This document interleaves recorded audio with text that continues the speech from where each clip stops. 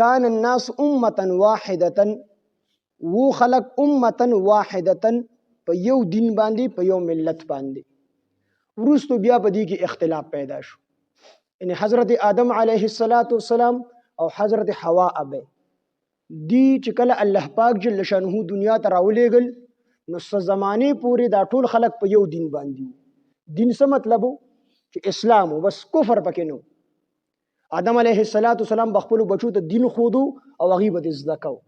دا سلسله چې کوم دی روانه وه، اگر چې ګناهونه پکې کېدل، لکه د حضرت آدم علیه السلام یو زوی بل زوی د حضرت آدم علیه السلام قتل کړو، یو قابیل او بل حابیل. نو قابیل راولګېد، حابیل یې قتل کړو. نو ګناهونه به کېدل پکې، خو دین د ټولو یو و چې هغه اسلام و، چې په هغې کې شرک او بت پرستي پکې نه وه. نو آدم علیه السلام عمر دا 1000 کاله و. نو 1000 کاله دا چې کوم دی په یو دین باندې و خلک. د 1000 کالو نه وروستو 1000 کاله چې نور تیر شو، نو د آدم علیه السلام او د ادریس علیه السلام د دواړو په منځ کې 10 پیړۍ تیر شوي دي او یوه پیړۍ د 100 کالې. نو د ادریس علیه السلام او د حضرت آدم علیه السلام په منځ کې 1000 کاله تیر شو. نو 1000 کاله د حضرت آدم علیه السلام عمر شو، او 1000 کاله د حضرت آدم علیه السلام نه وروستو الله حضرت ادریس علیه السلام راولېږه. نو د حضرت ادریس علیه السلام پورې شرک او بت پرستی نه وه. د حضرت ادریس علیه السلام یعنی تقریبا 2000 کاله شو. دا 2000 کاله خلق په یو دین باندې، په یو ملت باندې، دې کې کفر او شرک نو، بس ټول سراسر اسلام د الله وحدانیت. نو 2000 کاله پس چې کله ادریس علیه السلام راغی، دغه نه وروستو بیا خلق چې کوم دی ورو کافران کېدل. آخر کې ټول خلق چې کوم دی کافران شو. او چې کله ټول خلق کافران شو، نو الله رب العزت حضرت نوح علیه السلام راولېږه. نوح علیه السلام چې کله راغی، نو 900 کاله یې تبلیغ وکړو. 900 کاله یې خلکو ته چې کوم دی دعوت تبلیغ وکړو، او خلکو ته د الله وحدانیت بیان کو. خلک یې د الله د عذاب نه ویرو، او ځان یې چې کوم دی ستړی کو. د شپې به هم تلو، د ورځې به هم تلو، په باران کې به هم تلو، په سیلۍ طوفان کې به هم تلو، یو کس له به هم تلو، په جمع باندې به هم تلو. خو 900 کاله کې صرف 80 کسان مسلمانان شو. او چې کله 80 کسان مسلمانان شو، نور د نوح علیه السلام دا نورو خلکو نه طمع قطع شوله. نو دعا یې وکړله، رب لا تذر علی الارض من الکافرین دیار. الله پاکه نور په دې مخ ته ځمکه باندې د یو کافر کور دننه نه غواړم، بس الله ټول نیست او نابود کړه. نو الله پاک په هغوی باندې د اوبو هغه عذاب راوستو او ټول یې هلاک کړل. نو دغه 80 کسان یا 2 یا 3 اتیا کسان پاتې شو. نو دا بیا څه وخته پورې په یو ملت، په یو دین باندې. نو د هغې نه وروستو بیا چې کوم دی اختلاف پیدا کېدو، خلک به کافران کېدل.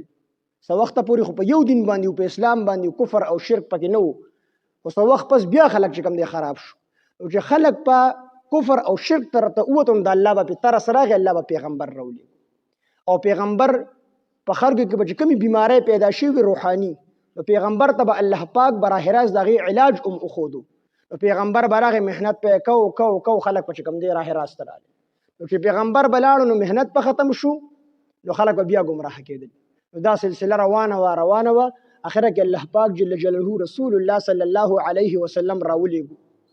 او د رسول الله صلی الله علیه وسلم چې تر قیامته پورې څومره بیماری پیدا کېږي، د هغه ټولو علاج نبی علیه السلام ته وښود. نو نبی علیه السلام اخیری پیغمبر دی. په نبی علیه السلام د نبوت دروازه بند کړله.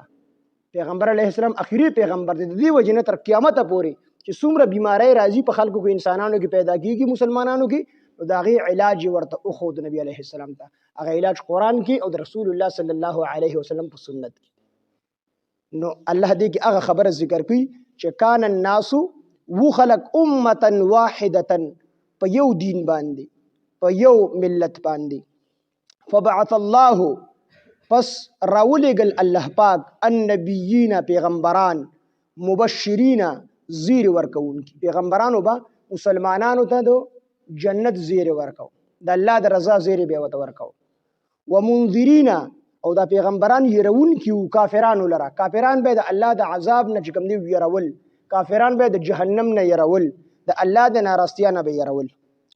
وانزل معهم الكتاب، وانزل، او نازل کړل معهم د دوی سره د پیغمبرانو سره الکتاب کتابونه، الکتاب کتاب هر قسمه کتابونه، څلور کتابه د آسماني چې کوم دی غټي او سل صحیفه الله پاک نازل کړي دي.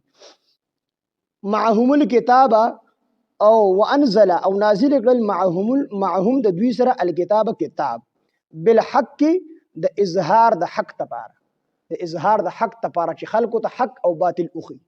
ځکه خلکو نه به چې کوم دی حق او باطل ګډ وډ شو نو الله پاک جل جلاله پیغمبر راولېګو، کتاب به ور سره راولېګو، نو پای کې به حق واضح کو باطل به واضح کو، چې دا خلک په باطل باندې دي دا په حق باندې دي، نو حق په وته خو او باطل به ورته خو.